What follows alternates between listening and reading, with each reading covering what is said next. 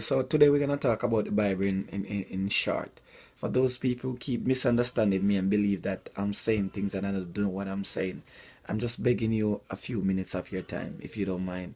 So who relates back to my mom about my notes and my speech and all that speeches and all of that can also relate that it seemed like I know what I'm saying. All right, so just I beg you a couple minutes of your time. We're gonna talk about the Bible, specifically the greatest version, the King James version of the Bible. Well, King James was king of England the first, and he was also king of Scotland the sixth. He came king of England the first, and 1604, 1603. I'm sorry, and in 1604, because there was some problems between a set of Christians in England at the time known as the Puritans, and then you have the bishops. And there was some problem between the Puritans and the bishop in terms of what they believe about Jesus, what they believe about Christianity, and so forth like that.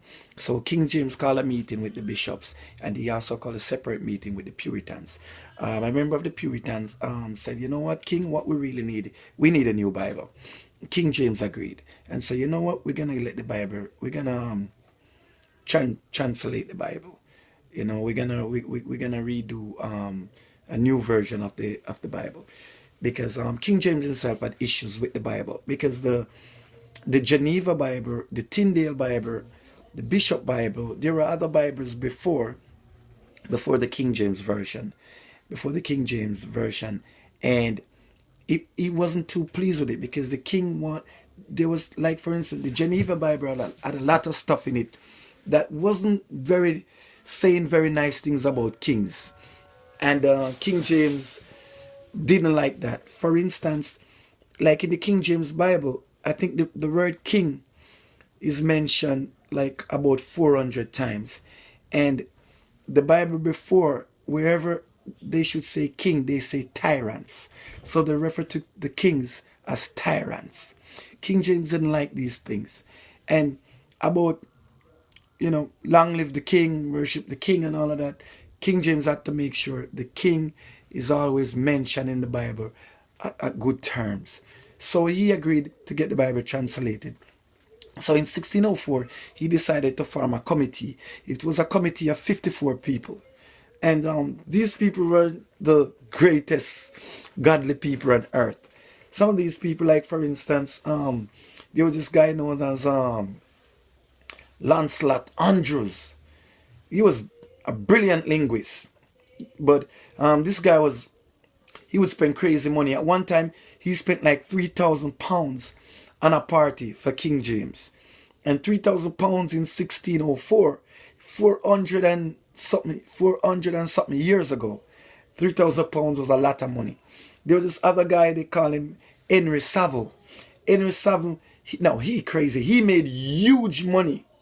He milked the colleges and the universities and stuff like that, like the Oxford University and stuff like. He milked these people. Then this other guy, James Montague. James Montague was very flattering, very well dressed, well put together guy, stuff like that. And there was this other guy they called John Layfield.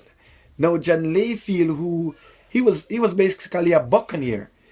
He would take trips to the Caribbean to fight against Spain, to regain the Caribbean from Spain.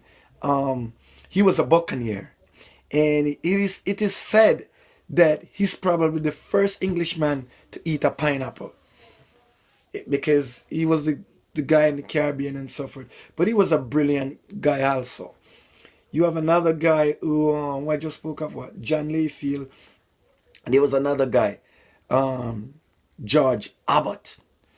George Abbott was a minister in the church, and at one time he had an entire church full of students arrested because they did not take their hats off when he walked in the church.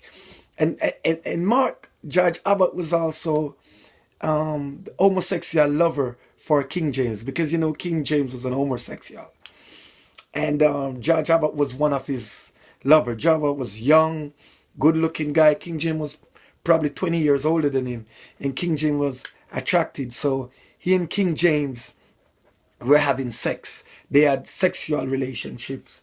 As back in the days, people would nickname King James Queen James.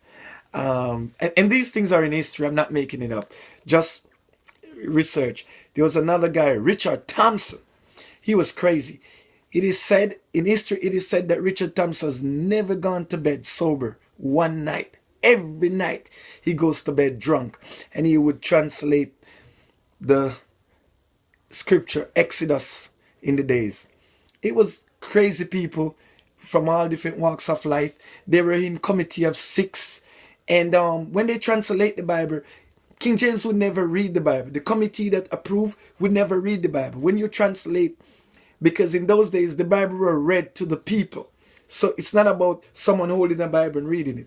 So you would present your translation by reading it, and the committee would listen to the sound. So that is why King James Bible, it's like a song. It's full of rhythm and music and style. It wasn't even so much what it said. They had to put words to sound like it's to give you that mellow flow. So when it is read in the congregation, you could feel that vibe of the Bible. So as I said, the Bible was approved based on how it sounds when they read it. And after 54 people would translate the Bible, the committee would come down, and the final work of art would approve by one person, the King James. And King James was about power. It was about control. And that is why so many things about obeying the master and all of these things are in the Bible. Because this is what King James wanted. At that time, I must drop this in. England was also in control of America. And King James himself had slaves back in America, in Virginia. Because, as you know, the first ship to the America with slaves was known as Jesus, the good ship Jesus. And so I'm just giving you a little history of the Bible, mixing it up and everything. So yeah, King James. So the Bible started translated in 1604, and it was complete and published in 1611. And what you must also know, all those homophobic verses in the Bible, all the things that talk against homosexuals, they were not in the original King James Version. It was not until 1946 that these homosexual scriptures, the things that go against homosexuality, it was in 1946 they were put in the King James Version of the Bible, because King James did not put those. And you can check history, because he himself was a homosexual, so he did not have those in the Bible. These are the things you need to know. King James at one time says, look, it is not my fault. Like Jesus had John, I have George, which is George Herbert, his homosexual friend. And when King James died, he was buried between two of his homosexual lovers, nowhere close to his wife. You can check that also. And what you need to know, the new Bible, because you have new King James Version. The new King James Versions, they realize certain things in the Bible, and they change a lot of things from the original King James Bible. Like in Acts, like Acts 1, 2, 3, whatever, they would normally call Jesus the Son of God. The new King James Version refer to Jesus as the servant of God. And you're also a servant. So it's actually breaking down Jesus' authority. That's the new King James Version. You could check that. In other part of the Bible where they would refer to the Spirit as the Comforter, the new King James Version refer to the Spirit as the Helper. These things have been broken down. In parts of the Bible where they would say the end of the world, the new King James Bible said the end of the age. That means a different age, a different Christ may come in. The new King James. So they are finding faults with the Bible and trying to fix it slowly. The new King James Bible removed the word hell like 30 times. Where the old King James Bible would say hell, it moves like 30 times and said Hades. Hades. What you need to know though, all these words, like the Greek word for hell, for sun, it's the same meaning. But what the old King James, other meaning that the King James Bible would put, the new King James Bible now put it. These are the things you should know about the Bible. You know, like in John 6 verse 47, he said, he that believeth on me shall have everlasting life. The New King James Bible said, he that believeth shall have everlasting life. They don't specify Jesus anymore like that, because they are realizing certain things about the Bible. And I was, and these are just little points that I want to point out. But down the line, for the rest of this week, the lesson will be on the King James Bible, the history of the Bible.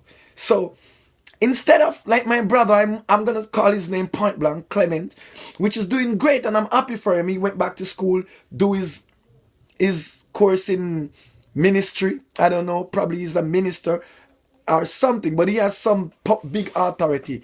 But I'm saying, why don't, instead of studying about just Christianity, why don't you study the Bible and its origin and the history of the Bible and where it's coming from?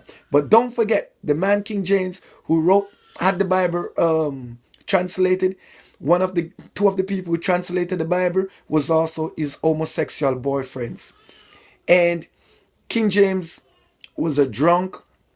Most of the guys who translate the Bible, they were drunks, homosexual, they were thieves, they had slaves, and all of these things. And don't forget, the first ship that brings slave from Sierra Leone in Africa to the Americas is known as Jesus. The slave ship is known as Jesus. History is there. I don't lie. It is there. And the people who write the Bible, the same King James Bible that you believe in, they will tell you it is true, because they are not hiding the reality. It's just for you to go out and seek for yourself. Stay tuned. Respect and manners. Me know me attack say it's okay. You can deny it. I'm good. So if you want to tell me how mama and papa grew me,